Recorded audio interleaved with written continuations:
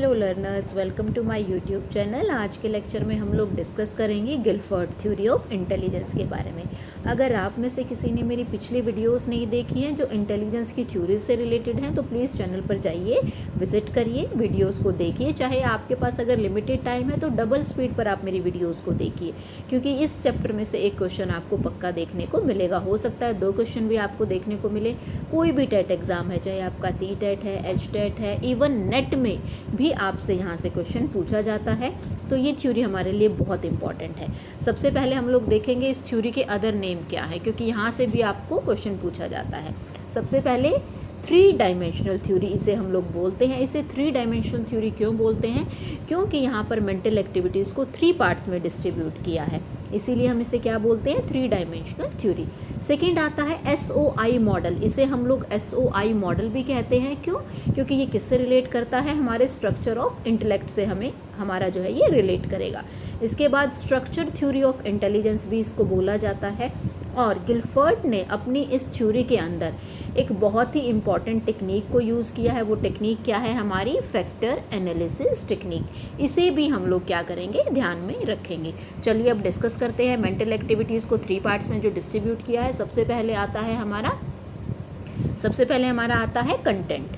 ठीक है, सबसे पहला कंटेंट, सेकंड प्रोडक्ट और थर्ड हमारा आता है ऑपरेशन। कंटेंट के अंदर हम लोग सब्जेक्ट मैटर को सेलेक्ट करते हैं, प्रोडक्ट के अंदर हम लोग सारी मेंटल एक्टिविटीज़ को करते हैं, और जो हमारा ऑपरेशन है उसके अंदर हम लोग थिंकिंग करते हैं। सबसे पहले कंटेंट की मैं बात कर रही हूँ। कंटेंट में सबसे पहला जो आता है वो आती है हमारी विजुअल इन्फॉर्मेशन, यानी कि हम किस तरीके से विजुअली चीज़ों को परसीव करने की कोशिश करते हैं, अपने माइंड में रखने की कोशिश करते हैं। नेक्स्ट आता है हमारा ऑडिटरी, जो चीज़ें हम सुन करके अपने माइंड में रखने की कोशिश करते हैं। सिंबॉलिक इन्फॉर्मेशन, जब हम सिंबल्स के थ्रू कुछ इन्फॉर्मेशन को कलेक्ट करते हैं, सब्जेक्ट मैटर को कलेक्ट करते हैं, वो हमारा किस में आता है? सिंबॉलिक इन्फॉर्मेशन में। नेक्स्ट आता है सिमेंटिक इन्फॉर्मेशन, जहाँ पर कुछ शब्दों का, कुछ वर्ड्स का हम लोग यूज़ करते हैं, वो चीज़ें कहाँ पर आती हैं? हमारी सिमेंटिक में। उसके बाद आता है हमारा बिहेवियल इन्फॉर्मेशन। ये बहुत इंपॉर्टेंट होता है। हर एक लर्नर को जो है बिहेवियर की स्टडी करना बहुत ज़रूरी हो जाता है, इसीलिए आपके टीचिंग सब्जेक्ट्स में CDP को इंक्लूड किया गया है कि हर लर्नर जो है किस तरीके से लर्न करने की कोशिश करता है, उसके बिहेवियर को देखना। अब इस बिहेवियर में हम बच्चे का एजुकेशनल बिहेवियर देख सकते हैं, बच्चे का सोशल बिहेवियर भी हम लोग यहाँ पर देख सकते हैं। इसके बाद नेक्स्ट आती हैं हमारी मेंटल एक्टिविटीज़। अब जितनी भी मेंटल एक्टिविटीज़ हैं उसमें सबसे पहले आती है यूनिट। आप लोगों ने देखा होगा आपका सिलेबस जो है कुछ यूनिट्स में डिस्ट्रीब्यूट होता है। यूनिट के अंदर कुछ सब यूनिट होती हैं, वो क्या कहलाती हैं? हमारी क्लासेस कहलाती हैं। ठीक है, और क्लासेस को हम लोग देखते हैं यूनिट का और क्लास का आपस में कैसा रिलेशन है, या हम इसे अदर पॉइंट ऑफ व्यू से भी देख सकते हैं। अगर हम कुछ इन्फॉर्मेशन कलेक्ट कर रहे हैं तो वो दूसरी इन्फॉर्मेशन से कितना रिलेट करेगी, कैसे उनका रिलेशन रहेगा, उनका पॉजिटिव रिलेशन रहेगा, उनका नेगेटिव रिलेशन रहेगा, ये चीज़ें हम कंसीडर करेंगे। इसके बाद सिस्टम्स की यहाँ पर बात करी गई है, कौन से सिस्टम की हेल्प से हम लोग इन्फॉर्मेशन को कलेक्ट करेंगे। ओके, नेक्स्ट आता है ट्रांसफॉर्मेशन। ट्रांसफॉर्मेशन का मतलब क्या होता है? चेंज कर देना। जिस तरीके से हम लोग देखते हैं कि घर में हम लोगों का बिहेवियर कैसा होगा, घर में हम आउटफिट कैसे डाल रहे हैं, लेकिन अगर हम कहीं बाहर जा रहे हैं तो आउटफिट कैसी हो जाती है। हम लोगों ने देखा ना, वो पुरानी मूवीज़ में आते हैं, हीरोइन का लुक बिल्कुल एकदम चेंज कर दिया जाता है। उस चेंज को हम लोग क्या बोलते हैं? ट्रांसफॉर्मेशन बोलते हैं। एक टीचर जो है अपने लर्नर को बहुत अच्छे से चेंज कर सकता है, वही क्या कहलाता है? Teaching transformation. इसके बाद नेक्स्ट पॉइंट आता है इम्प्लीकेशन। हर चीज़ को जितना भी हमने सीखा उसे हम लास्ट में क्या करते हैं? इम्प्लीमेंट करने की कोशिश करते हैं, ताकि जो हमने सीखा है वो हमारा प्रैक्टिकली नॉलेज जो है हम लोग इम्प्लीमेंट करके देख सकें। ओके, इसके बाद लास्ट पॉइंट आता है हमारा ऑपरेशंस। यहाँ पर बात करेंगे ऑपरेशंस की, तो ऑपरेशन के अंदर हम लोग थिंकिंग प्रोसेस को इंक्लूड करते हैं।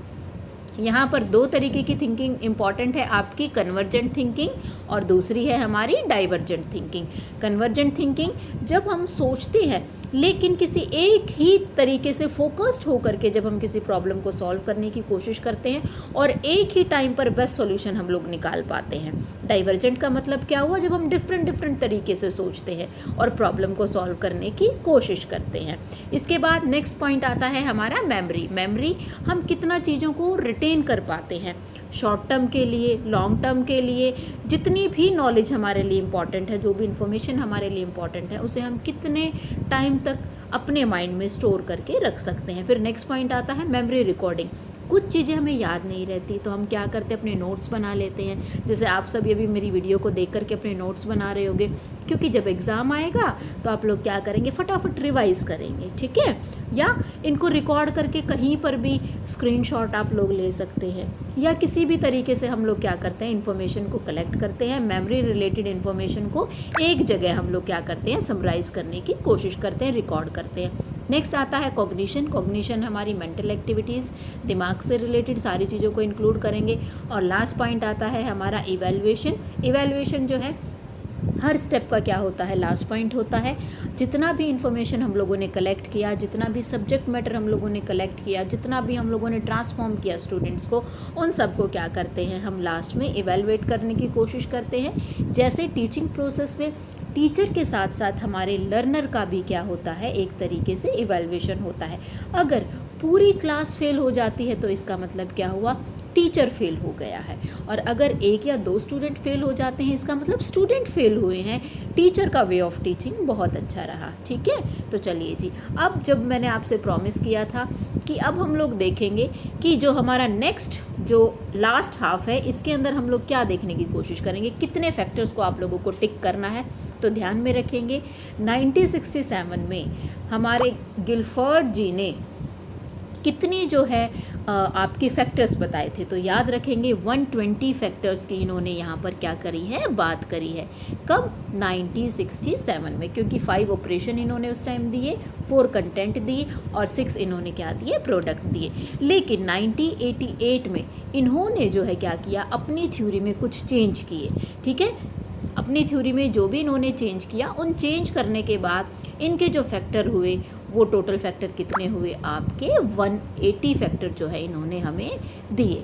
तो अगर आपसे पूछा जाए गिलफर्ड की थ्योरी में कितने फैक्टर्स हैं, तो हम लोग 120 पर जो है क्या करेंगे, टिक करेंगे। लेकिन अगर आपसे रिवाइज पूछा जाए तो आप लोग कितने पर टिक करेंगे, 180 पर जो है आप लोग टिक करेंगे। ओके लर्नर्स, तो आज ये हमारी थ्योरी थी।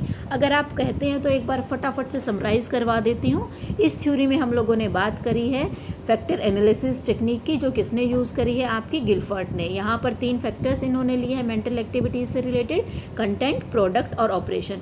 कंटेंट के अंदर हमारा है विजुअल इन्फॉर्मेशन, ऑडिटरी इन्फॉर्मेशन, ठीक है, सिम्बॉलिक, सिमेंटिक, बिहेवियर, ये सब इंक्लूड होता है। लेकिन प्रोडक्ट के अंदर हमारे unit, class, relation, system, transformation, implication include होगा। ऑपरेशंस में हम लोग बात करेंगे कन्वर्जेंट थिंकिंग, डाइवर्जेंट थिंकिंग की, मेमोरी रिकॉर्डिंग की, और लास्ट में कॉग्निशन और इवैल्यूएशन की। ओके।